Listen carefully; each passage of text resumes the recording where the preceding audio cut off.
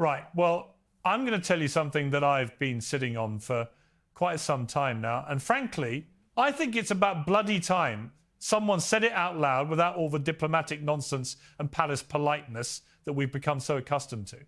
Princess Anne, the Princess Royal, a woman who spent her entire life keeping her head down, doing the work, and staying well clear of the family circus, has finally spoken. And when I say spoken, I mean she's drawn a line in the sand so thick, so permanent, that even the most optimistic royal watchers are having to accept reality. Let me set the scene for you. December the 3rd, 2025. Princess Anne stands at a podium dressed in her usual no-nonsense navy suit, wearing one of her late mother's brooches, and she looks out at the crowd with an expression that would freeze water. Now, I've known Anne for years. I've watched her work harder than almost anyone in that family, year after year, engagement after engagement, never complaining, never seeking the limelight. When she speaks, and I mean really speaks, about something serious, you listen, because it happens about as often as I agree with the BBC. She starts her remarks calmly enough, talking about charitable work and obligations, but then she pivots. And this is where everyone in that room realized they were witnessing something extraordinary. She confirms, not suggests, not hints, but confirms that the Duchess of Sussex will have no future role in the British monarchy. None. Not ceremonial, not advisory, not even turning up for a photo opportunity at Christmas. The door isn't just closed, it's been welded shut, bricked up, and had a rather large sign hung on it saying, "Don't even think about knocking." Now, the media went absolutely mental, as you'd expect. Within minutes, BBC interrupted their regular programming. Sky News assembled emergency panels of experts who all looked like they'd been hit with a cricket bat. CNN in America started their breaking news coverage. And social media, well, social media did what it always does, lost its collective mind. But here's what struck me about the whole thing. This wasn't some leaked memo from an unnamed palace source. This wasn't a carefully worded statement designed to give everyone plausible deniability. This was Princess Anne putting her name, her reputation, her lifetime of credibility on the line to say something that needed saying. And good for her, frankly, because we've been dancing around this issue for years now, haven't we? Ever since that Oprah interview, ever since a Netflix documentary, ever since every other week there's some new story about palace racism or family cruelty or whatever the complaint of the moment happens to be, the institution has been paralyzed by this ongoing soap opera, spending more time managing Sussex-related crises than actually doing the job they're meant to do. And Princess Anne, bless her, finally said, enough is enough. Let me tell you what led to this moment, because it didn't just materialize out of thin air. Throughout 2025, things were building to a breaking point. Meghan's various projects were falling apart left and right. Her Netflix show got absolutely panned by critics. Her lifestyle brand went through a rebrand because the first attempt was such a disaster. And every single time something went wrong for her professionally, funny thing, negative stories about Catherine would start appearing in the press. Coordinated attacks on the Princess of Wales, timed perfectly to coincide with her major initiatives on childhood development and mental health. William noticed it, Catherine certainly noticed it, and William, to his credit, finally had enough of watching his wife, who has done nothing but serve that institution with grace and dedication, get torn apart in the media by what appeared to be orchestrated campaigns. The pattern was too obvious to ignore. Every time Catherine launched something significant, boom, here come the articles about palace staff complaints or internal conflicts or personal struggles, all citing mysterious insiders who never seemed to have names or actual evidence. King Charles was dealing with his own pressures. The man's undergoing cancer treatment, trying to establish his reign. And his communications team is spending half their time responding to Sussex-related nonsense instead of focusing on the actual work of the monarchy.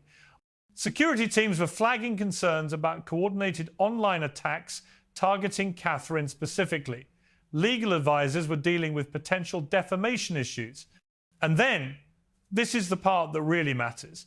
The Foreign Office started getting questions from allied governments about whether the British monarchy was stable enough to be a reliable partner. Think about that for a moment. American officials, Australian diplomats, Canadian representatives, all quietly asking whether the Crown could manage its own internal affairs well enough to function as the diplomatic and cultural institution it's supposed to be. That's not tabloid drama anymore.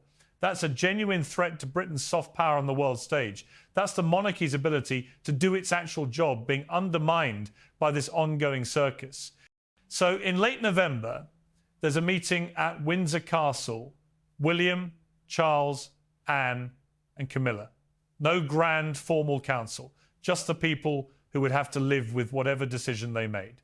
William lays out everything his team had discovered. The coordinated attacks on Catherine, the security concerns, the diplomatic feedback, the resources being wasted on crisis management. And he makes it clear that whatever decision they make that night has to be final. No softening later, no leaving doors open for maybe someday, no ambiguity that can be exploited. Charles, and I have some sympathy for the man here, is torn apart by this. He's a father watching his family disintegrate. He wants to believe that time might heal things, that reconciliation might be possible down the road. But Anne, God love her, cuts through all that sentiment with characteristic bluntness. She tells Charles that you cannot govern a monarchy by hoping family dynamics will magically improve. The institution has to come first, even when it costs you personally. That's what being king means, and William understands that even if it's painful, Anne volunteers to deliver the message herself. And this is brilliant, really. She argues that it needs to come from someone with unquestionable credibility, someone who has never engaged in family drama, someone whose entire life demonstrates commitment to duty over personal comfort. She's willing to take the heat because her reputation can withstand it. When Princess Anne says someone has no future in the institution, people understand it's not personal vendetta, it's institutional necessity. Charles finally gives his approval, not because he wants to, but because he trusts William's judgment and recognizes that hope for reconciliation cannot be allowed to paralyze the institution. And with that decision made, the stage was set for Princess Anne to stand at that podium and change everything. So Anne delivers a statement, and at precisely 8:47 in the evening, London time, the words become permanent record, irreversible, final. And 12:47 in the afternoon, California time, Harry's phone lights up with a notification. Now, I'm told he was in his home office in Montecito when he saw it, and he just stared at the screen trying to process what he was reading. Because this wasn't some palace bureaucrat hiding behind anonymous briefings. This was his Aunt Anne, someone he'd known his entire life, personally confirming that his wife would never, under any circumstances, be welcomed back into the family he was born into. The devastation, according to people close to the situation, was immediate and profound. Harry had spent years clinging to the hope that eventually, somehow, some pathway toward reconciliation might emerge. That time would heal the wounds, that cooler heads would prevail, that the family would come around. Anne's statement obliterated that hope with surgical precision. No ambiguity, no wiggle room, no maybe someday if things change. Just a cold, hard, permanent no. When he showed Meghan the news, her reaction was apparently more controlled. She'd been preparing herself for various outcomes ever since leaving royal life. She'd built her career, launched her businesses, created her brand, established an identity separate from the crown. But even she hadn't fully anticipated this level of finality delivered so personally by someone whose credibility within the institution was absolutely beyond question. This wasn't palace politics. This was institutional judgment, and it stung differently because of that. Back in London, the palace machinery moved like a well-oiled engine. Communications teams had prepared for the flood of inquiries, and their response to every question was magnificently simple. The statement speaks for itself. No elaboration, no context, no additional comment. Legal teams confirmed what it meant in practical terms. No future collaboration with the monarchy in any capacity whatsoever. No ceremonial roles, regardless of what family occasions might arise. No pathway for return under any conceivable circumstances. The ambiguity that had complicated everything for years had finally been eliminated, William carried on with his scheduled duties that evening with what staff described as quiet resolve. No triumph, no regret, just acceptance that a necessary decision had been made and would now have to be lived with by everyone it affected. Catherine maintained her schedule as well, offering no public comment, but those who worked closely with her noticed something subtle. There was a lightness about her that hadn't been there before, as if a weight she'd been carrying for years had finally been lifted. The coordinated attacks that had troubled her throughout the autumn suddenly seemed less threatening now that the institutional position was absolutely clear. And Anne did what Anne always does. She returned to her regular duties without fanfare or additional comment. When a journalist asked her about the statement 2 days later at a public appearance, she offered a slight smile and said she had nothing to add to what she'd already said. Vintage Anne saying everything by saying almost nothing. The woman had carried out more royal engagements than almost anyone else year after year, built her entire reputation on showing up and doing the work without seeking attention. The brief statement was entirely consistent with her lifelong approach. She'd done what needed doing, and now she was back to actual royal service. Charles spent the days following the announcement largely in private, emerging only for necessary official duties. Those close to him reported that he seemed sorrowful but accepting. He'd authorized the decision, even though it pained him as a father, and now he was living with the consequences. For a man who had always hoped his sons might eventually find their way back to some form of relationship, Anne's confirmation represented the formal acknowledgement that such reconciliation would not include Meghan's return to any royal role.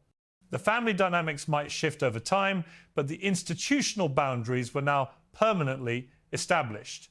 British media reaction was swift and largely supportive. Commentators praised Anne for ending years of exhausting speculation and demonstrating that the monarchy could still make difficult decisions when necessary. Even publications that had previously been sympathetic to Meghan acknowledged that the statement, whatever one thought of its substance, had at least ended the constant uncertainty. Institutions require clear boundaries to function effectively, and the prolonged ambiguity had become a distraction from actual work. In America, predictably, the response was more divided. Morning television devoted extensive coverage, with hosts debating whether this was justified institutional protection or cruel family rejection. Social media erupted with competing hashtags and passionate arguments. But beneath all the noise, a fundamental truth was emerging. Whatever your sympathies, whatever your opinions about who was right or wrong, Princess Anne had fundamentally altered the landscape. This was no longer a paused relationship with potential for future evolution. It was a concluded chapter with no possibility of reopening. The practical implications became clearer over the following days. Without any formal relationship to the Crown, Meghan would lose access to security coordination that comes with royal association. International travel would require independent security arrangements. Commercial activities would have to be navigated without institutional guidance or protection. The possibility of participating in future royal events, even significant family moments involving her own children, had been explicitly eliminated. Financial implications were significant too. While Harry and Meghan had built independent income through Netflix and other ventures, the complete severing of royal ties removed certain protections they may have relied upon. Partnership opportunities that assumed some continued connection to the institution would need reassessment. Projects that banked on maintaining strategic ambiguity about potential future royal involvement had lost their foundation. But perhaps most significantly, Anne's statement removed any ability for Meghan to position herself as someone who might return if circumstances changed. She could no longer suggest in interviews that reconciliation remained possible if only the institution would show flexibility. The future King's aunt had personally and publicly stated that no pathway existed. That became historical record, and no amount of subsequent public relations effort could alter it.